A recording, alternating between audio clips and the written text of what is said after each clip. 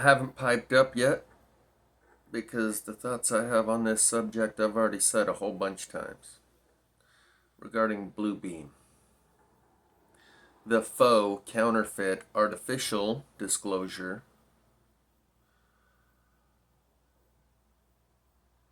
but since it's the topic du jour, maybe I'll chime in again. But people that have watched a bunch of my videos already know the position I take on this subject. So the muse message for this video will be Thunder by Imagine Dragons, where 3 species of aliens show up and humans are depicted as sheep. And they see that they're surrounded by sheep. Like, wait a minute, when we left, these were free-range humans, and now they've been corralled and put in these pens and turned into docile, submissive, hive-minded herd animals. And cattle rustlers have hijacked the consciousness farm where consciousness is being cultivated. Took the livestock of the great farmer in the sky and redirected the growth and development of their consciousness to serve the purposes of the cattle rustlers. And accordingly, they've intentionally suppressed the growth and development of that consciousness within that livestock in order to keep them behaving in a way that serves the purposes of the cattle rustlers, who are not here to cultivate your conscience, who are here to exploit you, use you. And just like hijackers on an airplane, they'll blow the whole place up before they'll give the ranch back to the holy farmer, as depicted in the music video Salisbury Hill, where the holy farmer comes through in the harvest and humans are depicted as lettuce. So I've said before, this is going to be a witch hunt of racism multiplied by terrorism multiplied by religion. And a couple qualities of character have already been filtered out. They were in the last stimulus that extracted a response from the population, C19. The Milgram effect and the Ash effect, and that will be the primary driver of the behavior of most people.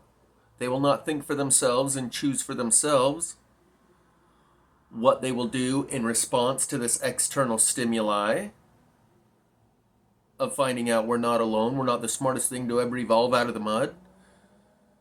It'll be like being in an ant farm and suddenly the lights are switched on and before all you could see is black everywhere and suddenly you see that you're in a controlled environment.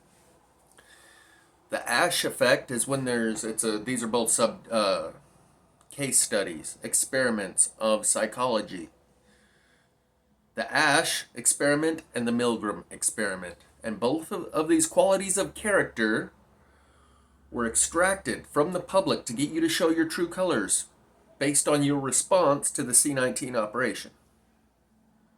And these two effects will also be the primary drivers of the next filtration, where those who have not individuated themselves will behave in accordance with whatever everyone else is doing, that's the Ash effect, or whatever the authorities say we should do, that's the Milgram effect. In the Ash experiment, they ask you which line is longer on a piece of paper, A, B, or C. And if the other 9 people around the whole table say that line B is longer than line C, like 60-70% of the time, the subject of the study goes along with what everyone else is saying, abandons their own thought processes and their own information processor, doesn't trust their own senses, and simply repeats what the other 9 people around the table said. Which line is longer, A, B, or C? And when everyone says B was the longest, the subject of the study just goes, yeah, B. And that's on something so minor and insignificant as which line is longer. When the consequences are of greater importance, and it's not something meaningless and insignificant that will have no consequences, like which line is longer, that percentage of the amount of people that abandon their own senses and thought processes and just go along with whatever everyone else is doing increases dramatically to like 99% when it's something the magnitude of which we're talking about here. The future of humanity is at stake. It's not just which line is longer. Are you a race traitor and a species traitor? Either you're with us or you're with the terrorists. You're not a terrorist sympathizer, are you? I thought I heard you saying some stuff that wasn't like, let's go get them. Either you're with us or you're with them. Either stand behind the troops or stand in front of them. That's the Ash effect, where you conform to the consensus of your peer group. And people will do this, whether it's in our own family. We've decided that we're going to do this. In my church, in my country, in my culture of my nationality, whatever. Groups that people find themselves as part of are who they will consult when deciding what I think and what I'm going to do in response to this situation. They will conform to the Ash effect and the Milgram effect. The experiment was a scientist with a lab coat and a clipboard says there's a guy in the other room and we're going to ask him questions, and every time he gets the question wrong, I'm going to have you push the button, and it shocks him. And each time he gets a wrong answer, we're going to turn the amperage up a little bit. The scientist keeps asking questions, say, oh, he got that one wrong, push the button. And they keep turning it up, and the subject of the study just keeps pushing the button, even though the guy in the room starts screaming bloody murder as they turn up the electrical volts. The guy just keeps pushing the button, and eventually the guy in the other room doesn't make a sound, like he's unconscious or dead. And the guy just keeps pushing the button, because the authority told him to. Those are the two qualities of character that determines who took it and who didn't. Most people who took it because everyone else is, the Ash effect, or because the authorities told me to, the Milgram effect. And that will be the primary driver of people's decisions. That will be what motivates them to decide what I think and believe after they take a survey of what everyone else thinks and believes. Or they will conform to whatever the authorities told you to think and believe and how to behave. So, Project Bluebeam, a fake alien invasion, aka they're either going to fake an alien invasion or fake the return of Christ. Something happened just a few months ago. I think it was the spy balloons from China, where everyone is going, Bluebeam, Bluebeam, right on cue, just as you've been programmed to do. This idea about Project Bluebeam is that we, the truthers, sniffed up some document somewhere that told us about their plans, about how they're going to fake an alien invasion. So we're ahead of the game. We know what's coming now. We didn't uncover anything. They inserted that concept into your mind, so when something happens, you will be, oh, it's fake. You won't be able to deal with the reality of the situation. Half the people will be trying to deal with the non-reality of it because it's all fake and holograms. So why would they create a fake alien invasion? With every movement, the controllers, if you will, the cattle rustlers who mold our consciousness and cultivate our consciousness in order to suit their needs. With every movement, there can be a faux, fake, counterfeit, artificial movement developed right alongside it that mirrors the mass movement that they can see building within the hearts and minds of the people, whether it's the feminist movement, the Occupy Wall Street anti-capitalist movement. When they see a social movement, a mass movement of people in their hearts and their minds, they create a counterfeit right next to it that looks just like it. And then they intermix the two and get their people at the front of the pack as the thought leaders within the movement, so they can direct the discussion, the conversation, and the narrative that's forming within this movement, so they can take that plane and direct it off into the ditch before it gets airborne off the runway. Like the anti-capitalist movement ended in Zuccotti Park in a big shit show. Occupy Wall Street. Like third wave feminism. Movements of hearts and minds can be co-opted and redirected in this way by creating a faux, a fake, counterfeit, artificial movement that mimics and imitates the very movement that they're trying to take control of to get ahead of it so we can steer it. And that means if they're creating a fake, faux, artificial, counterfeit disclosure movement, they're trying to get ahead of the real thing when it happens so they can control it, controlled opposition.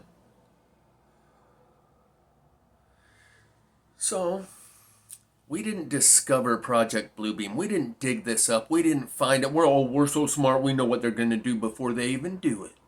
They inserted that concept into our minds, into the conversation, into the discussion, so that half of us are saying, oh no, I'm so fucking smart, I already know about Project Bluebeam, they can't pull one over on me. As soon as I see anything that doesn't fit into my worldview, I know it's fake. So if you ask ChatGPT, how do we create a response of non-cooperation within the population upon the arrival of some extraterrestrial intelligent life form? ChatGPT would probably give you a really good answer of how to socially engineer ahead of time the population in order to cultivate this response from them when they encounter this other intelligence. Here's another Muse message. Schism by Tool. The lyrics and the videography, just like Thunder by Imagine Dragons, there's always lightning before the thunder. We've already seen the lightning, plasma fire. We're about to see the thunder. Schism by Tool is all about the reunification of two intelligent life forms. Cold silence has a tendency to atrophy any sense of compassion between supposed lovers. That's the main chorus line. They have created a cold silence between us and anyone else that may exist out there, convincing us that no one exists out there. It's just you. You're all alone here. You got your privacy. There's no consequences to anything you do. Anyway, schism. A gap between two things. A schism. They have created a schism between us and any and all other intelligent life forms, and created a cold silence that has a tendency to atrophy any sense of compassion. Atrophy is what happens to a muscle when you don't use it. It gets weaker and smaller and deteriorates and disintegrates and atrophies. And that cold silence atrophies any sense of compassion, which is why the Christians, which is parallel to why the Christians insist on using the word interdimensional instead of extraterrestrial. They know that you are more likely to show compassion towards extraterrestrials than interdimensionals. Somehow, they've clued in to the fact that it makes a big difference in the response from people when they say, no, it's not extraterrestrial, it's interdimensional demons. And that has been part of the social engineering to prepare us to retaliate and rebel and attack with a hostile, animalistic behavior style when we encounter anyone besides us. Everyone besides us is evil. They're all demonic, Luciferian, fallen angels, interdimensional, satanic. All of these words, evil, the word evil itself, is just a license to withdraw compassion from whatever you have declared is evil. That gives you license to withdraw all compassion from them because they're evil.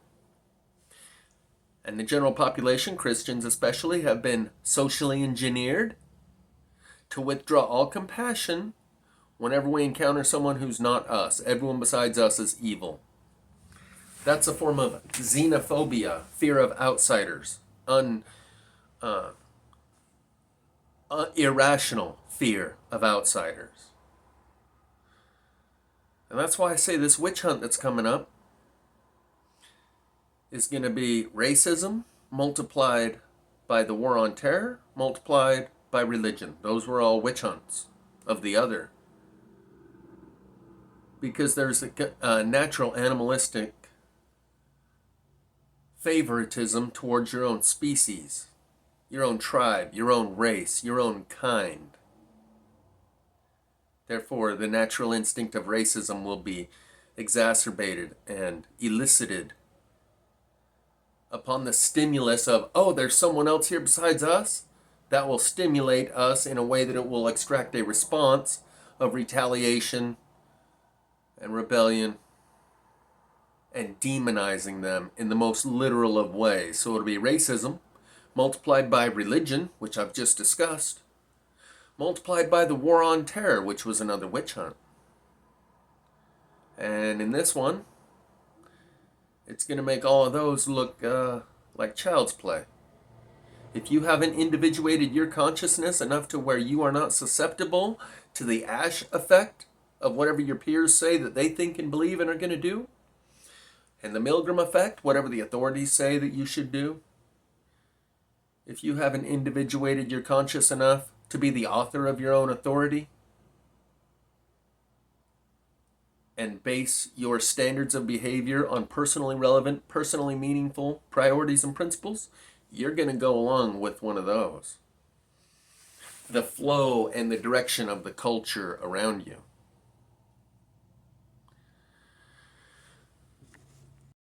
I was dreaming of bigger things and wanna leave my old life behind. Not a yes sir, not a follower. You fit the box, fit the mold, have a seat in the corner. Take your number, there's always lightning before the thunder. So, when you ask GPT, been listening to Matt, how do we socially engineer the culture of humans to engage in non-cooperation with the outsiders whenever they find out that they are not alone?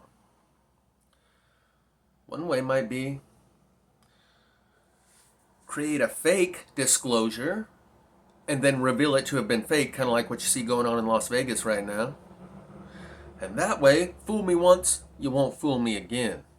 Fool me once, shame on you. Fool me twice, shame on me.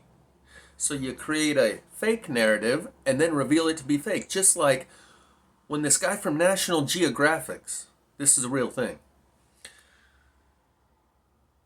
pretends he found a giant skeleton of like the Nephilim or whatever, a giant 10, 20 foot tall skeleton.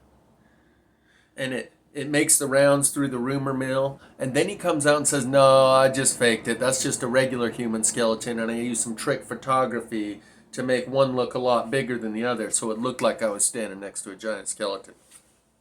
So the next time, someone who's seen that and then realizes it was just a trick and it was fake, next time they're scrolling through the internet and see a giant skeleton, they're like, nah, I know better, that's fake.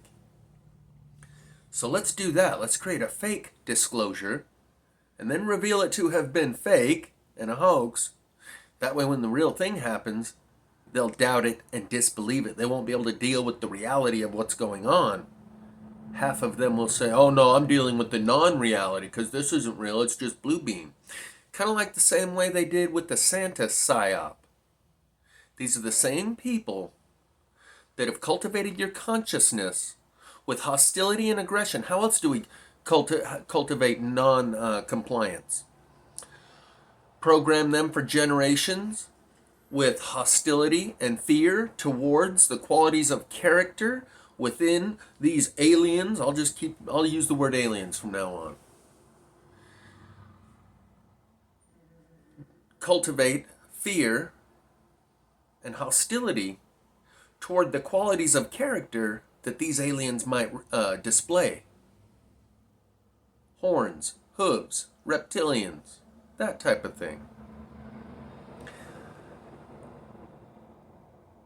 So like I said about the fake disclosure movement, right next to the real one, so you won't get fooled again, you'll close your mind and harden your heart. That's just the same way they did with Jesus and Santa.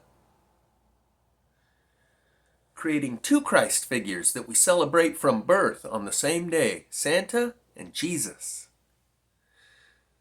And it's a holiday for the kids. You first came into contact with Christmas, and it's all about Santa. And then when you grow up, they got to remind you, oh no, Jesus is the reason for the season. but they're inextricably linked on this yearly ritual of a psychological operation that we put ourselves and our children through. And then when you grow up and you find out this Christ figure isn't real, it hardens your heart and closes your mind off to ever falling for it again. There would be far more Christians in the world if it weren't for the Santa psyop. It doesn't take faith or any type of religious thinking to see that this is true, 100%, zero doubt about it. Once you see what that does, celebrating the two Christ figures as a child with all the kids, and then they grow up to find out this one's fake, what do you think it does? It makes them much less likely to ever actually open their heart and mind to this other one, because they got fooled as a kid. But they see that everyone else is saying, no, we still believe in the other one, so they're like, oh yeah, me too. Right? Yeah, oh, we still believe in the other one. Yeah, right. And if you can't even see through that, which I just explained, and it's excruciatingly obvious once you see it for what it is, then you probably haven't found the other one. You probably don't really believe in the other one. Because it is painfully obvious. Any psychologist would be able to say, yeah, obviously that's the result. You don't have to be a psychologist. You don't have to be a religious person to see that, yes, that is the result of the Santa psyop. If we stopped doing the Christmas ritual, 20 years from now, there would be far more people who believe in Christ because they didn't get tricked into believing in a false version of it as a child, which directs their growth and development mentally and emotionally as an adult. That's a social engineering operation. Brought to you by the church. Don't tell me it's a pagan holiday.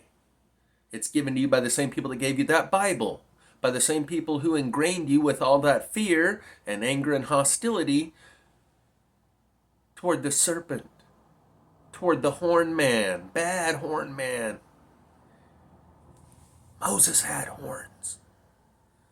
Shh, don't tell the Christians. They really don't like hearing that because they've associated horns with evil. And if Moses had horns, he's the one that brought us the Ten Commandments, which the Bible is based on. Then the whole Bible would be based on something brought to us by someone evil, because we all know horns is evil, right? It wasn't just one painting.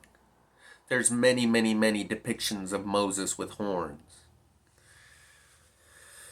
One of my oldest subscribers, she never told me this until I made a couple videos on it. And she says it was a Mandela effect. I got a Moses statue from my mom. My mom had it for a few years before she died. And when she died, I inherited it. And then I had it in my house for months, if not a year or two, before I noticed it had horns. And then I filed those horns off. They weren't there before. I swear they weren't there before. It's a Mandela effect, she says. I could just imagine the conversation between her husband and one of his buddies in the kitchen drinking a beer. What's your wife doing in there? Oh, she's filing the horns off her Moses statue. That's idol worship. Function. I prefer to worship function over form. Having horns is a form, not a function. An idol, not an ideal. A personality trait, not a principle. A style, not a substance of character. But because we've associated horns with evil, they are inextricably linked in the minds of the general public. That is why a Christian will refuse to acknowledge. It appears Moses has horns. It says so right there in the Bible. That same word that is used when it depicts Moses as having horns, and they say, oh no, that means shining or shone. That same word is used in the Bible like 50 other times, and in all the other 50 times it means horns, like when they're referring to cattle, or maybe even the blowing of a trumpet horn. Clear by the context of the use of the word, it means horns in every single other instance in the Bible. But in this instance it just meant shining. Yeah, it was a mistranslation or something, they'll say. Okay, what about all the paintings and murals and sculptures of Moses having horns? Oh, that was just like one of these artists that was like trying to insult the church leader or something. Cognitive dissonance and denial kicks in. because they have associated horns with evil. Through social engineering, they have been programmed with fear and hostility towards anything with horns and equate it with evil. Those same people that run the Santa psyop on these Christians every year, that's blatantly obvious to see once you see it. Yeah, we'd have a lot more Christians. Where's the group called Christians Against Christmas, who can see the plain, obvious nature of what I've just described, that the Santa psyop hardens people's heart and closes their mind as an adult because they got tricked as a child, and they associate these two figures, the false Christ figure and the real one, and they don't ever actually really believe in the real one when they get older because they got tricked. The same people that run them through the Santa psyop that keep them in the dark about the plasma fire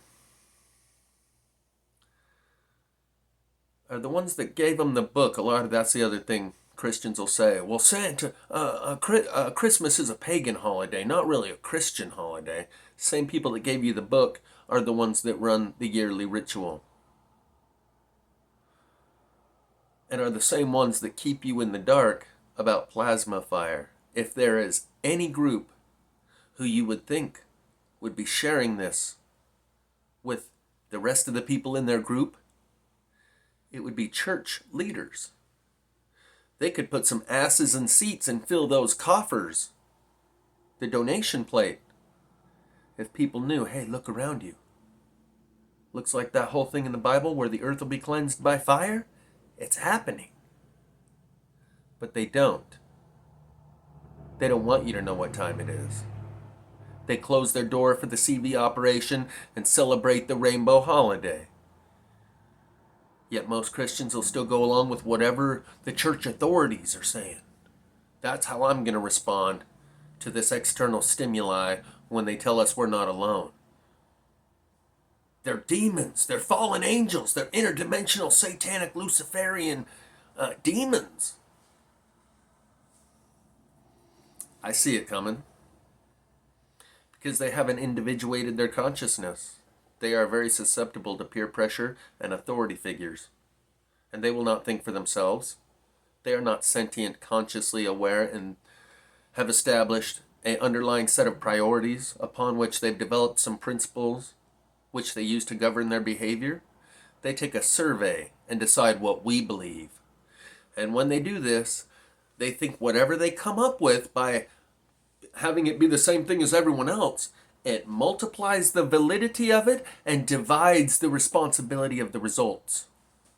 Because I believe what this million other people believe, it adds credibility and weight to the fact that this is what I believe and how I feel. Because these other million people think and feel the same way. You don't think you're smarter than all of us, do you?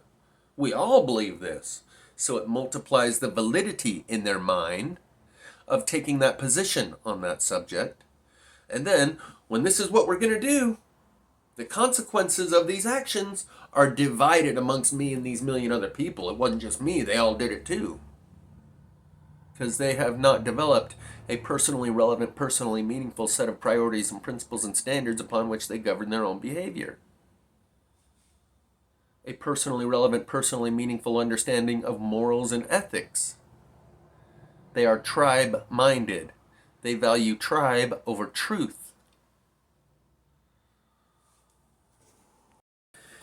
In early stages of societal growth and development, like when we're still pretty primitive, whatever maintains the cohesion between the people within the tribe, that's the only truth that matters as a matter of survival. Because we're stronger in numbers. So whatever belief keeps us all together, that's the truth that the tribe leader is going with. Whatever keeps the tribe intact. The glue that holds any group together, the common tie that binds, is whatever our common beliefs are. Whether it's the United States Constitution, that's the tie that binds and the glue within the U.S., the Bible amongst Christians, the Book of Mormon amongst Mormons, the Book of Alcoholics Anonymous amongst AA members, the wedding vows between a husband and wife, an itemized list of our common beliefs, values, principles. That's the tie that binds in any relationship. And in order to keep the tribe together as a matter of survival, The only truth that matters is whatever secures that tie that binds. Not the truth, whatever keeps the tribe together. And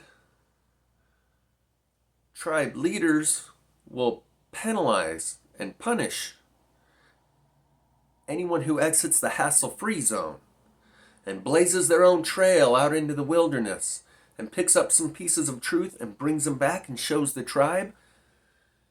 And all the tribe members know it is their job, they are obligated to out this person because he brought information from outside the hassle-free zone of the tribe's collective consciousness. And so it is their job to either hassle you back into the hassle-free zone or out you to all the other tribe members. He's saying something that we don't agree with and believe in. You're no longer one of us. In this family, we believe this and we believe that. And if you don't believe that, well, then you're not part of this family anymore.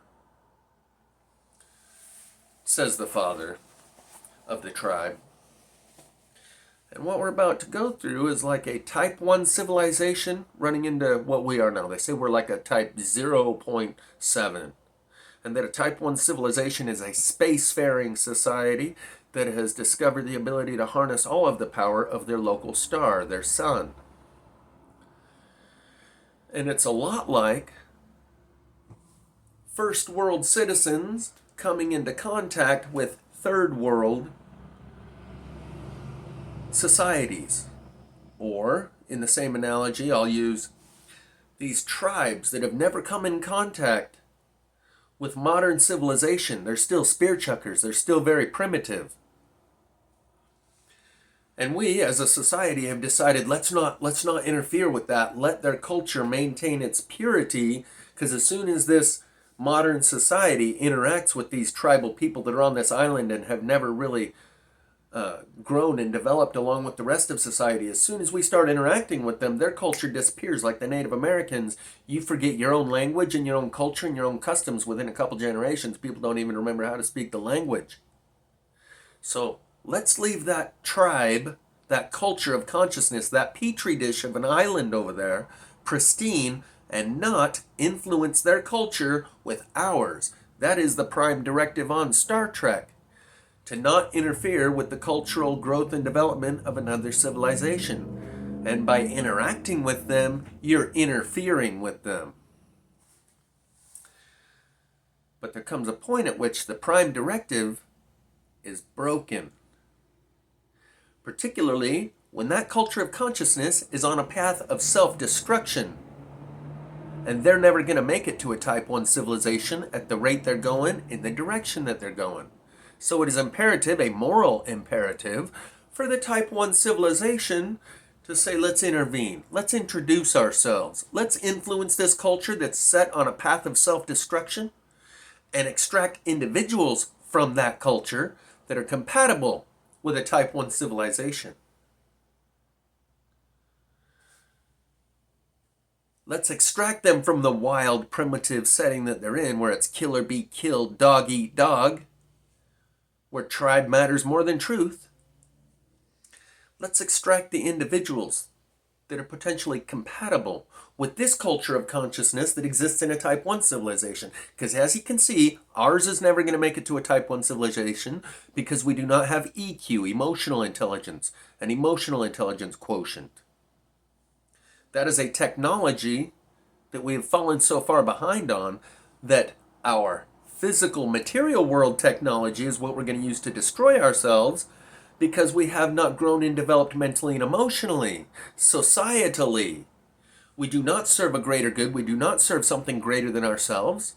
We live in a kill or be killed, dog eat dog, survival of the fittest setting, even in the modern, sophisticated, civilized world we live in. And it's built right into our capitalist system.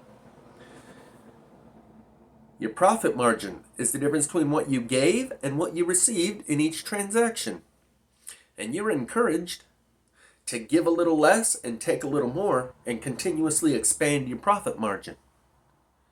And you ask any business owner, where do you factor in morals, ethics, or compassion into your decision making while running your business? And each one of them will proudly tell you, Nowhere. It'll cost you money if you do. So we live in a society that rewards discompassion, immoral, unethical behavior, and penalizes morals, ethics, and compassion being factored into your decision making. Hence why we're never going to make it to a type 1 civilization, and whoever did make it to that type 1 civilization has developed qualities of character that we are sorely lacking in our culture. The ingredients that are missing, that are the reason we're not going to make it to a type 1 civilization, we're going to destroy ourselves back into the Stone Age first. It's very obvious. Those qualities of character that we are lacking, the type 1 civilization must have acquired. And therefore it is those qualities of character that make an individual from our society compatible with their society. Those are the individuals that we might want to extract from this culture that's hell-bent on a path of self-destruction, serving yourself at the expense of others. All's fair in love and war and capitalism, right? We are in a society that rewards people who serve themselves. When you hear someone say, oh, he's done pretty good for himself. Oh, yeah, that guy's done pretty good for himself. That purely means pursuit of material wealth. There is no other quality of life quotient that we measure doing good. It's just a matter of acquisition of material wealth. That is the purpose and meaning of life for people in this world. And we have all been living life as if there will be no consequence to anything we do. There is no purpose or meaning, and there is no consequence to anything you do in this life. That's how everyone lives, even those who claim to be religious. You can see no behavioral difference between them and the secular atheists around us.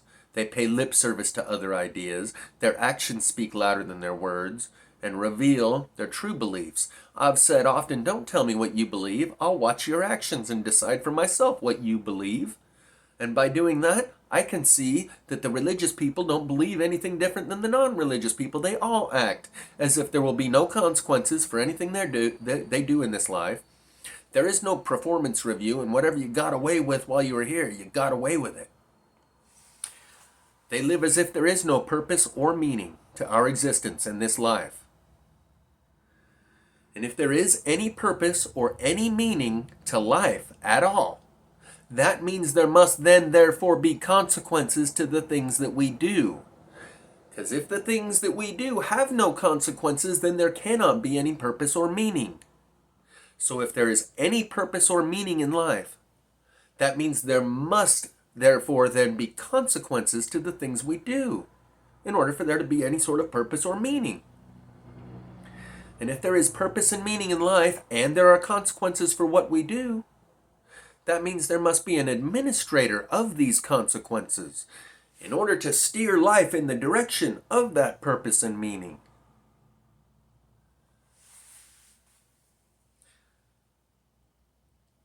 And the administrator of those consequences might just administer those consequences once every so long when they intervene and break the prime directive of Star Trek to not interfere or intervene with the growth and development of a culture until every certain so often, or once they demonstrate a stunted growth and arrested development and self-destructive behaviors, then we intervene. And that is the administration of the consequences. Extracting individuals that are compatible with a type 1 civilization because they've demonstrated the qualities of character in a world where it pays to be immoral, unethical, and discompassionate, and it costs you to exercise morals, ethics, and compassion in your decision making, or it will cost you money, as any business owner will tell you. In a society that does not reward that behavior and actually penalizes it, individuals in there who still serve something greater than themselves, who contribute to the greatest amount of happiness for the most amount of people, who do unto others as they'd like to have done unto themselves, who be the change they wish to see in the world, who engage in a pay it forward and influence the sphere of influence they have, knowing that it's never going to make its way through all 7 billion people, and When in Rome, do as the Romans do. As an individual, you will not thrive or survive within a culture if you do not adhere to those norms and standards. Individuals within this culture who still said, no, based on principles, I'm not going to behave the way everyone else here behaves.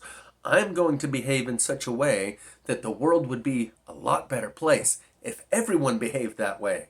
Even though I know just by me demonstrating by example, it's not going to change everyone else, still, based on principle, even though it's going to cost me a lot, and I'd get a lot further ahead in this society if I acted like everyone else, I'm still going to behave in principle the way I would like to see the world change. The way that if everyone else behaved, this world would be a lot better place worth living in. I'm going to be the change I wish to see in this world, even though I know that change is never going to come.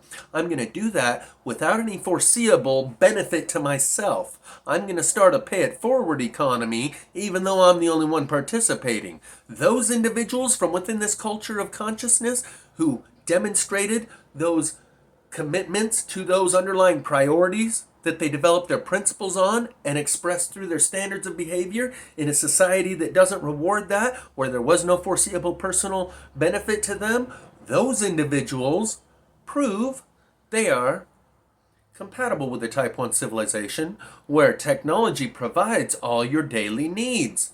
You don't have to get up and go to work for your survival, to put a roof over your head and bread on the table. In a Type 1 civilization, that's all given. You can take it for granted because it is granted. So then what would you get up in the morning and do?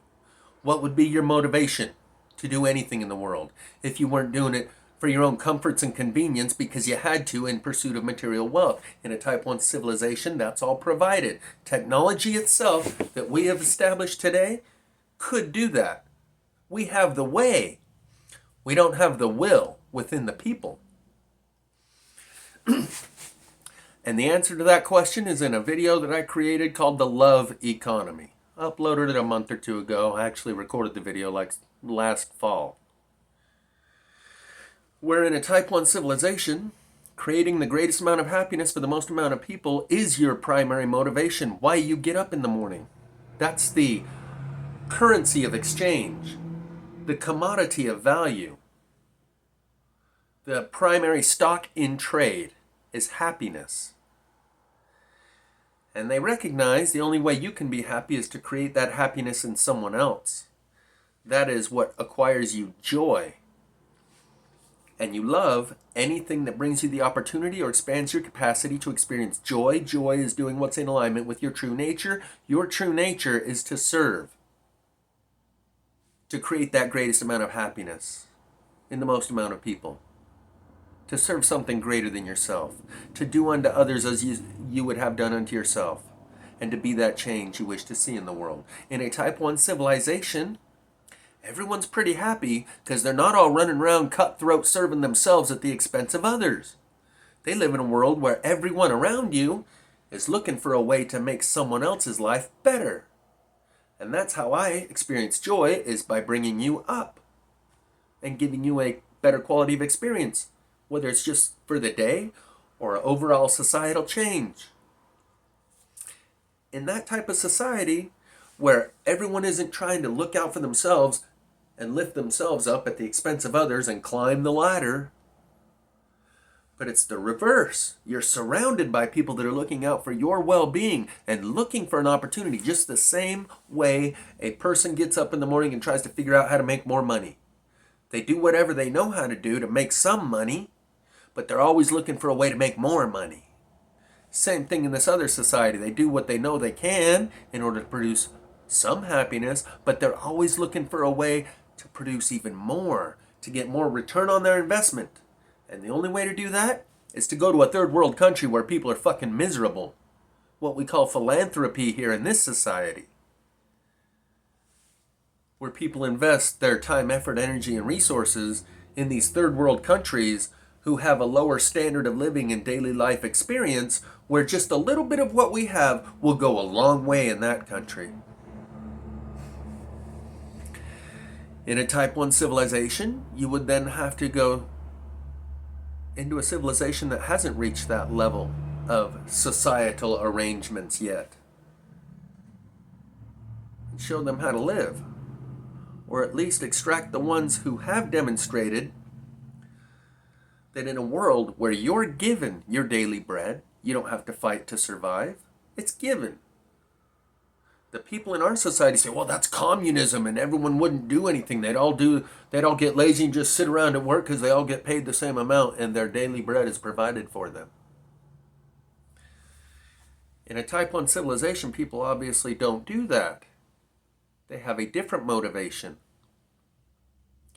And people from within our primitive society who have demonstrated that they have underlying priorities and principles that they've expressed through their standards of behavior, that they're here to serve something greater than themselves, to produce the greatest amount of happiness and the most amount of people, to do for others what they cannot do for themselves. Those individuals, once extracted and relocated into a type 1 civilization, would not need to be told to get up out of bed and do something to make the world a better place. They've already demonstrated that they have the will to do so. And they have demonstrated it in an environment where there was no foreseeable personal benefit to them. So, that is how the type 1 civilization expands. Planting cultures of consciousness in all these different petri dishes and letting them grow until they hit the point where it's time for the holy harvest. And it looks like we're about there. One example of a type 1 civilization coming into contact with a more primitive civilization, or what we call here, as above so below, what we call here a first world society coming in contact with a third world society, was the DEW line. Distant Early Warning System, bunch of high-powered radars that went in through North America, Canada, and Alaska during the Cold War. And when we, the Americans and Canadians, went up in the wilderness, the barren wilderness of Alaska, and came in contact with the Inuit Native Americans,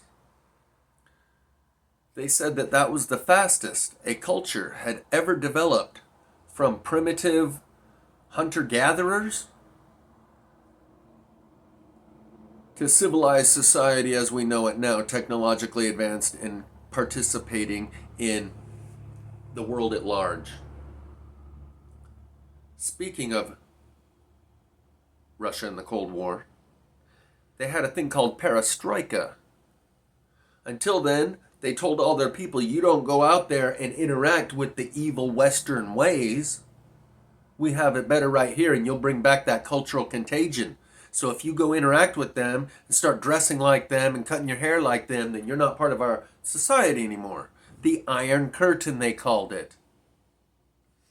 And then after the Cold War was over, they said, okay, we're going to allow exploration of the outside world, perestroika. We're about to have our own version of perestroika. But there are those who will still insist that you not associate with them or you're a terrorist sympathizer.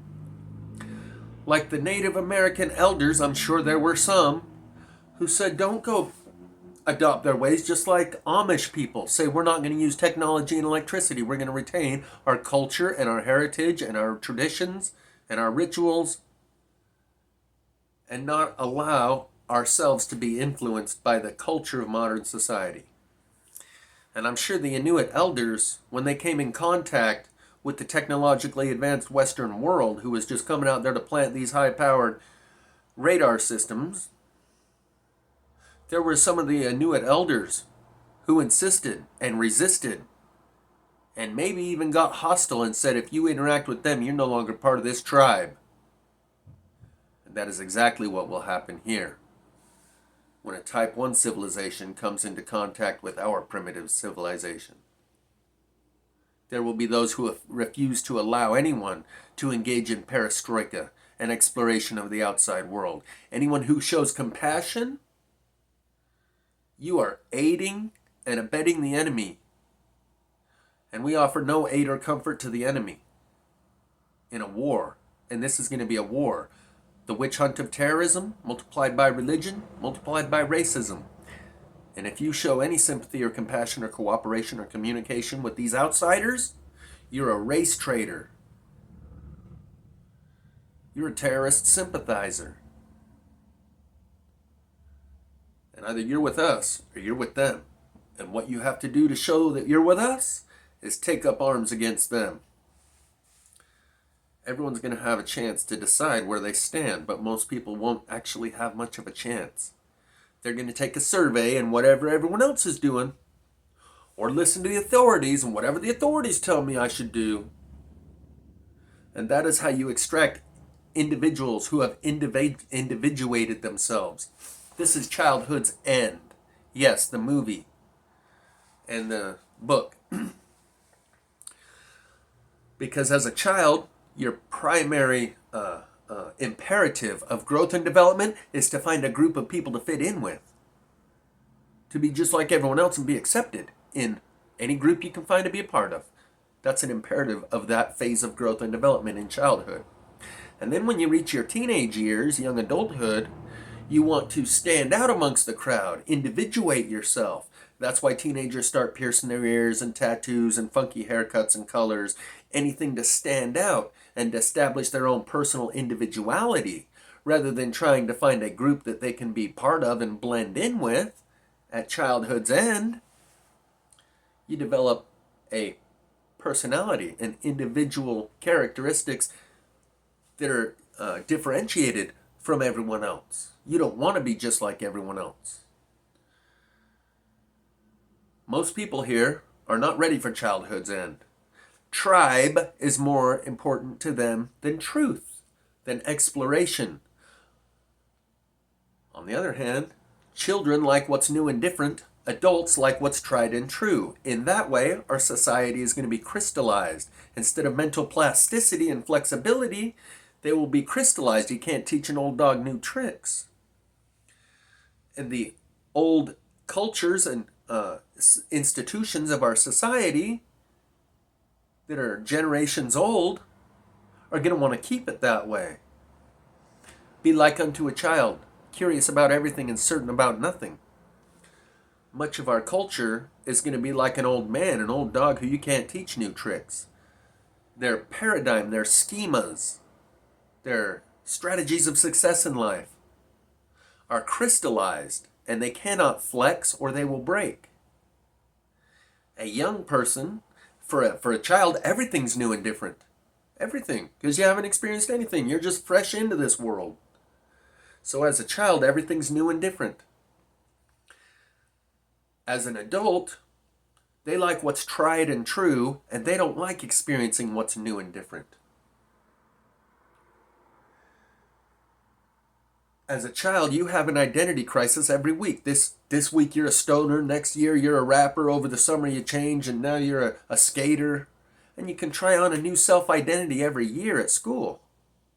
Because as a child, you have identity crises all the way along, where you reassess everything you think you know about who you are and what you want to be and do in this world. As an adult, these opportunities come along less and less often, and we refer to one of them as the midlife crisis, and we look upon it as if it's something you want to avoid. I say, take advantage of and embrace every identity crisis, because with each one of these passing opportunities, the possible selves become fewer in number and more concrete. The possible self-images that you can try on, like a suit hanging in your closet, with each time that you pass up this opportunity to reassess everything you think you know about who you are, the number of options becomes fewer, and that number of selves, possible selves, becomes fewer in number and more concrete, less flexible, more rigid, more crystallized in your paradigm.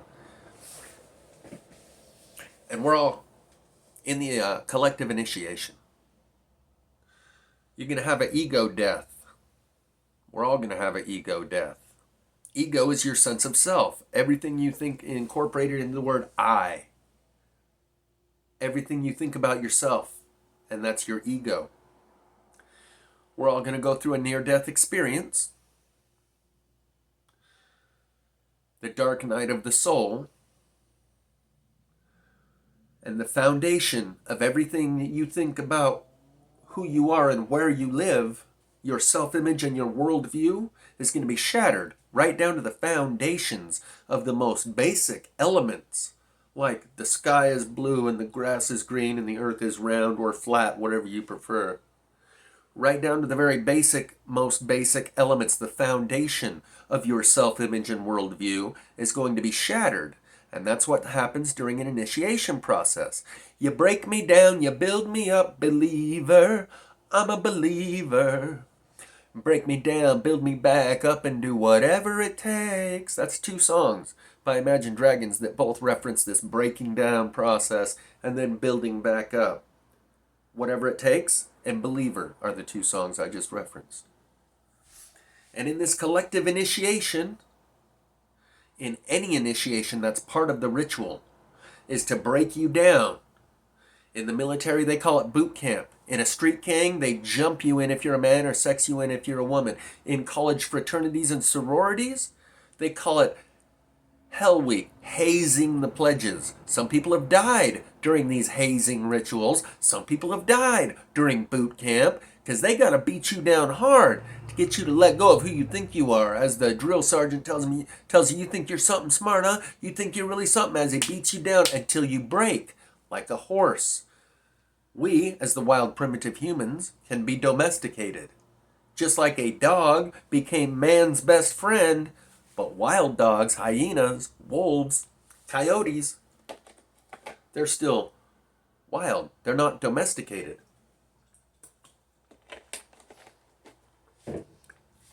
Just like a horse that gets broken. Once that horse gets broken and quits resisting and trying to hold on to its feeling of wild, rambunctious rebellion against cooperating with the human that's trying to break it, once it gets broken, life gets better. There's I forget what the car company is, Volkswagen, I think. It shows a sheep. There's a homo element to it too, but the sheep jumps in the car. These 2 guys that pulled over to change a flat tire or something, the guys are pulling away. They see there's a sheep in the back, and they're like, what the hell? And they keep the sheep as a pet, and then they show you them taking the sheep for a walk and washing the sheep like a dog. And at the end of the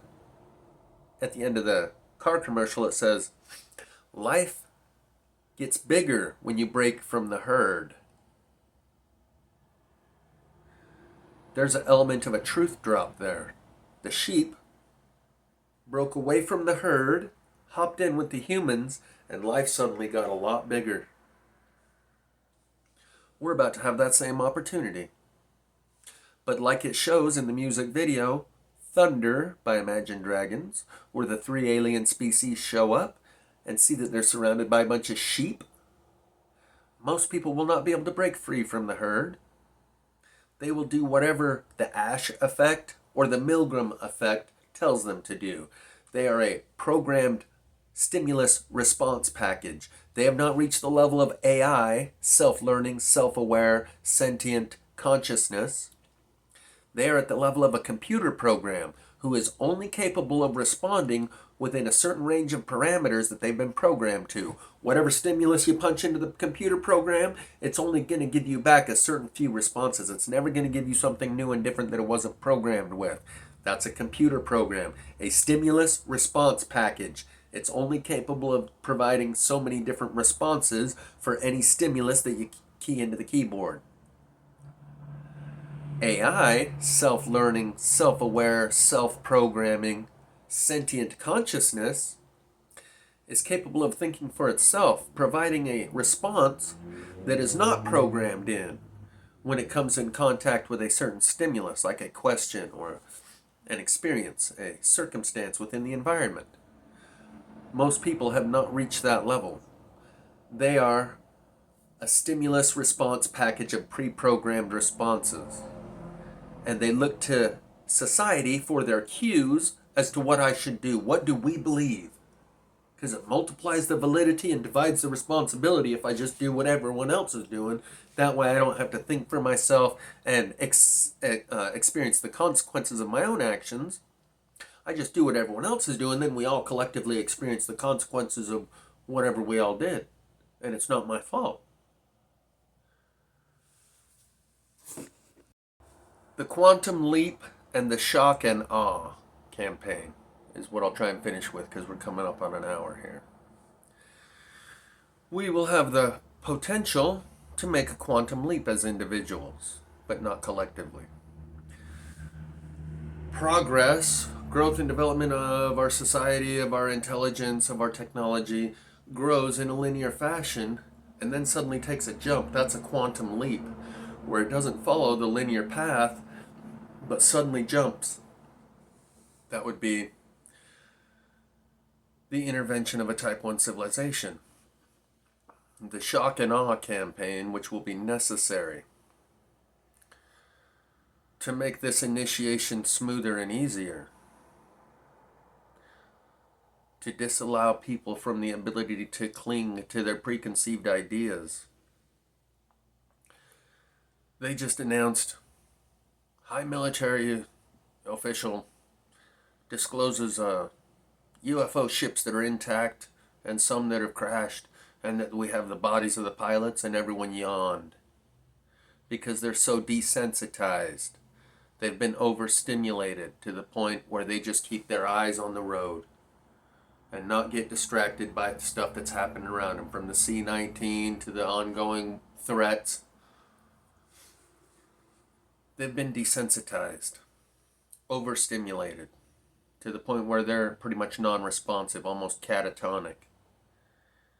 They're like, yeah, we can see that we're at the tail end of a collapsing empire. I don't even care about your aliens. If you'd have told me that 5 years ago, I would have been all ears and all excited and paying attention.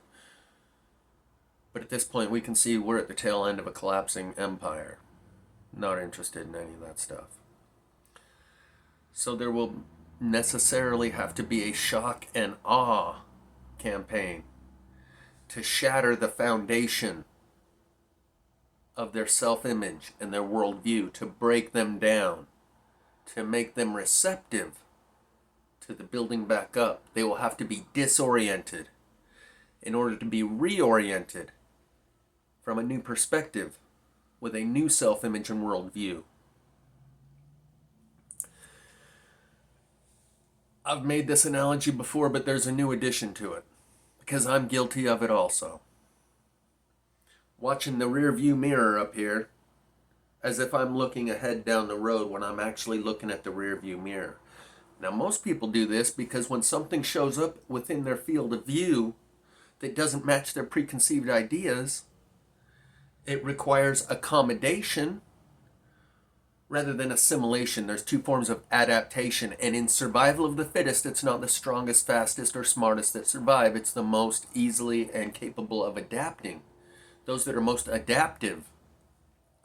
And in order to adapt, you have to do one of two things: assimilate or accommodate. When there's an experience that shows up in your field of view that you already have some preconceived ideas about, you have some context to understand it within, there's precedent, there's files within your mental filing cabinet, you can just stash it right there in that file. You know how to assimilate that right into your operating system. So you can adapt very easily. You just assimilate the experience. When it's something that's foreign to you, you have to accommodate. You have to make a new file in your filing cabinet because you have no precedent or no context within which to understand this. So you have to accommodate. That creates a mental and emotional anxiety of having to expand your self-image and worldview, change the shape just a little bit to accommodate for this new foreign experience. And so a lot of people, as something comes into their field of view that they don't recognize that would require that accommodation, they'd have to burn the calories to adjust their self-image and worldview to incorporate this new foreign substance and this new foreign experience into their self-image and worldview. They just block it out. I don't see that. And then something pops up over here and I don't see that either. They start putting on the blinders and they narrow their field of view to the point where they're just looking at a smaller and smaller space of the world that resembles the world they've always known.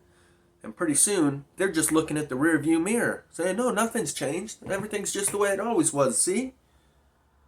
Meanwhile, those of us that are paying attention to what's going on in the world saying, no, you look out the front window or the side windows all around us, you can see this world doesn't resemble anything like the world it did just a short time ago.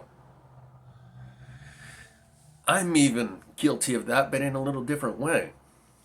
Because this has been a long, slow, seemingly slow, but relatively fast, incremental change of our world, it seems to me like it's just going to keep on incrementally, slowly going down this road forever.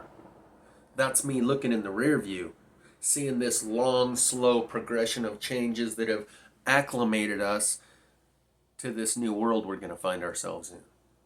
But if you look out the side windows, you can see we're in a rapidly changing environment, not a slow, incrementally changing environment. That's me looking at the rear view, thinking that what's ahead of us is just the same as what's behind us. But it doesn't appear as if that's so.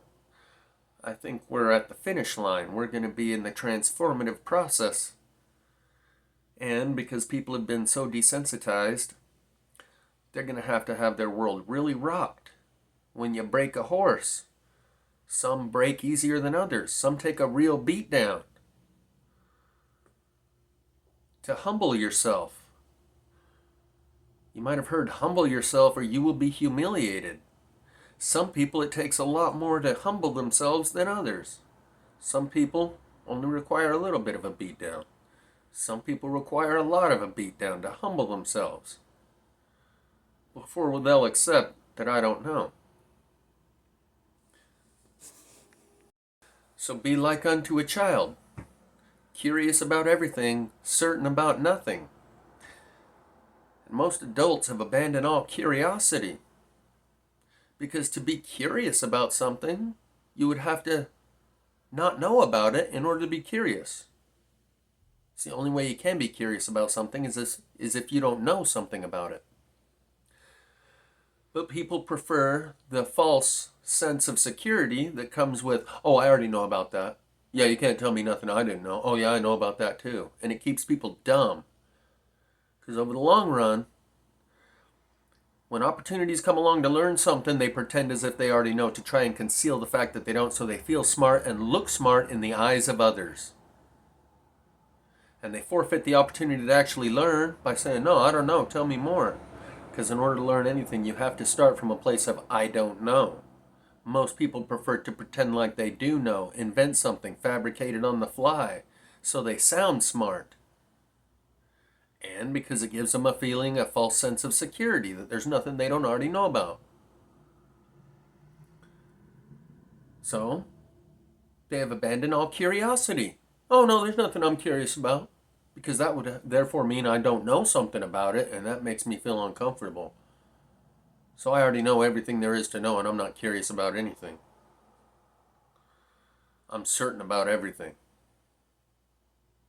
And in order to break that behavior pattern, their world's going to have to be rocked so they can't cling to their preconceived ideas. And the people that do try to filter everything we see and experience from this point out through the lens of their preconceived ideas, particularly the good book, there's nothing, some people, there is nothing that they could ever see or experience or witness that they couldn't already tell you what verse in here that's referenced to. They just filter everything through this programming manual that they've been programmed with.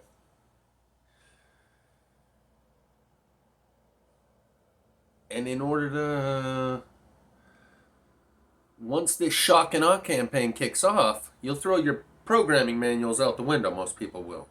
Because nothing you thought you knew gives you an ability to navigate this new environment.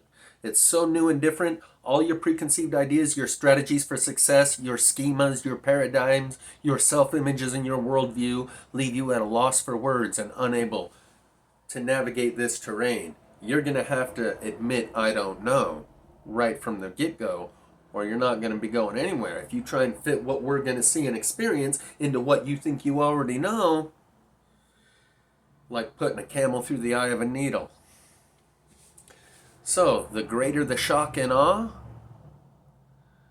the easier it's going to be for people to let go of their preconceived ideas, to allow their self-image to be shattered right at its foundation. Because the slow, incremental, trying to acclimate them to this change has proven that it won't work. The whole world could be burning up around them from the inside out, and they don't notice, because that would be uncomfortable. I'd have to accommodate and change my worldview in order to adapt to this new and different experience. So I just don't see that.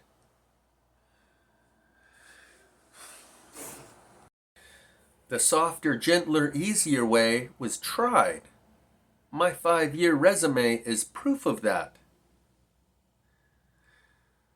And therefore, they're going to have to get the rude awakening. My 5 years worth of video proves that the general public was so far entranced, they were out of touch. Nothing could get through to them. One more Muse message. Kygo stole the show. Music video and the lyrics apply to this theme of this narrative I've been weaving together here, where a UFO crashes and you hear him say, oh yeah, it's definitely alien, definitely not from here. Okay, ETI parties are good to go. I repeat, ETI parties are good to go. And he goes over and runs in and hides in one of these ETI parties where everyone's dressed like an ET so he can blend in.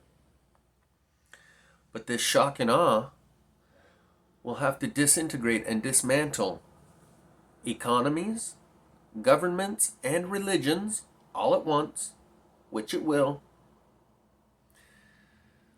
And even the perceived value of material itself, not just one economy or one currency or one stock suddenly being worth more or less than another, all material value will suddenly be worth less.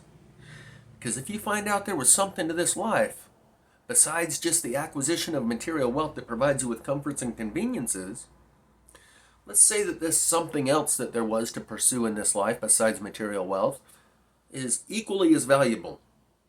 Then material wealth just became worth half as much because this other thing exists that's equally as valuable as material wealth. Now material wealth isn't the only thing, the 100% of our pursuit. Now it's only 50% of our pursuit of things to acquire and attain. Suddenly material wealth itself is devalued. And when you find out that this something else is worth even more than material wealth, that change is exponentially increased. When you find out there is purpose and meaning to life, when you find out there is consequences to the things you've done, and you've been living your whole life like there's never going to be any consequences and like there is no purpose or meaning, and you discover there's purpose and meaning, there's consequences, and there's an administrator of those consequences, and that we're suddenly in the process of that administration,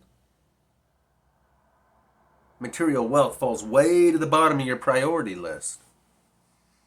That's the kind of shock and awe campaign that we need right now.